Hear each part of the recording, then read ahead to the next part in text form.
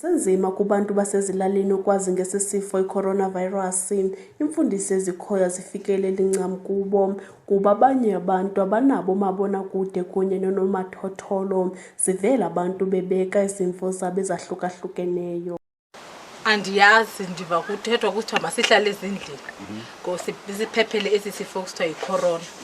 Sizamela ukuthi sibe safe. Asiyazi ukuthi intoni le coronavirus.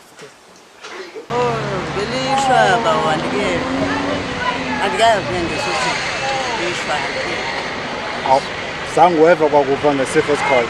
Esiphi Esokuthiwa sikhona. Awukeva kwanto? Ngese nithi sikhona sitsha? Ewe. Hayi. iCoronavirus seyiphethe abantu abaninzi apha. Thina sisabi icorona ngoba sabathanda. Coronavirus. COVID-19.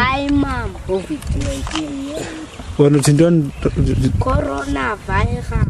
Oh. Esifo kuthiwa sikhona. Isifo kuthiwa sikhona andizazi ndiva nje kuthiwa khona isifo kuthiwa iCoronavirus.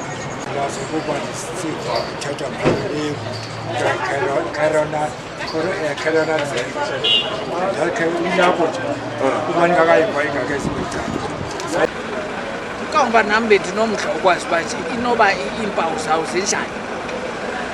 Ndeva ke kusithiwa into ephathi ifana neflu oneflu ebusika mos into ezinjani. Kuthiwa yintoni? Isifo esithethwa ngaso apha elizweni. Uyasazi? Isifo? Ewe. Esokusela. Hayi. Esisigulisayo isifo. Andazi Akhange uve kwakho. Alright. Asiyazi ukuba into enjani noba iza ngelanga okanye ngomoya okanye ngacolo. Okwasikuza umoya ngelanga. Ukuncedisa kule meko umbutho ozimeleyo iNGO emathatela iWorld Vision uza kuba nephulo lokusa ulwazi olubhetele kubantu basezilalini. Utholakele Solomon ongu-Programs Manager nawe uyacacisa. World Vision is a Christian organization, is a community-based organization, it's a child-focused organization. So umsebenzi esiwenzayo it must benefit a child at a community level. Njoba kunale sifo esikhona i-COVID-19, we as World Vision, we felt it's our responsibility ukuthi sisebenze nama communities to ensure ukuthi abantu ba safe at a community level. So as we embark on responding kule COVID-19, sizobe sisebenza nama traditional leaders, nama faith leaders, kanye ne council leadership, where we will be transmitting, sharing information through social media. So that bazokwazi ukuthi how can they protect ama families nama communities abasebenza nabo, and should kuba khona ama cases how would they respond bona is the frontliners abakhona at a community level. We will also be doing a door-to-door campaign in partnership with the Department of Health, where we will be educating our community members, kakhulukazi abantwana, because we can think ukuthi they understand abavile, but in reality amanzi awekho kuma communities wethu. So how do we deal with that?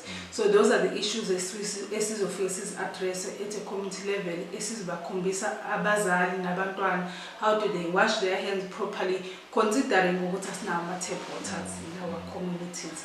So that's what we will be doing. We are also going to be handing out some pamphlets which they will keep abhalwe ngesiXhosa nangeSotho, so that it's easier for them to refer the information even after we have left the community.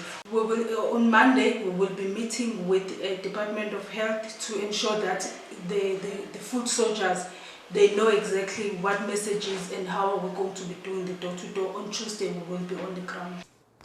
Ilala bazakuthi bazindwendwela ukuquka isiqhubung lugada pholile sijoka kunye nezinye. Ukanti nosekela sihlalo wombutho AAIC nokwalilungu lepalamente eKapa uyakungqina kunqongophala kolwazi ezilalini. Enye kwiwarisinayo into yokuba nokwale mfundiso nangona kuxoxwa khona kuthethwa ngayo ayifiki ncam ezilalini kuba amaxesha amaninzi kaloku ezi messages ziye zivele kwezi channels abantu abangakwazi ukufikelela kuzo. Ngase ngathi ngaqiniseka uba abantu bakuthi bayifone kakuhle le message. Uyawufumana ukuba abantwana baphuma badlala babambe ibhola babuye ungabe babambe iphina, then ke ngoku loo nto ibenze uba badibane nesi sifo. Esi sifo kaloku sikukhoyo kwindawo. Le nto kuthiwa si-ubiquitous, it is everywhere. Awuhamba khona sikhona. Nam njengoba nditeste negative nje ayithethi uba ndizawuba safe in future. He did the travel around some of the villages which I will not mention, and people are doing work as normal. They are drinking. We found people that were sitting in groups, drinking, and it shows what the information is not there. And one of the person that I spoke to, the information was just distorted, totally. They don't understand what is COVID. They don't know how it came about.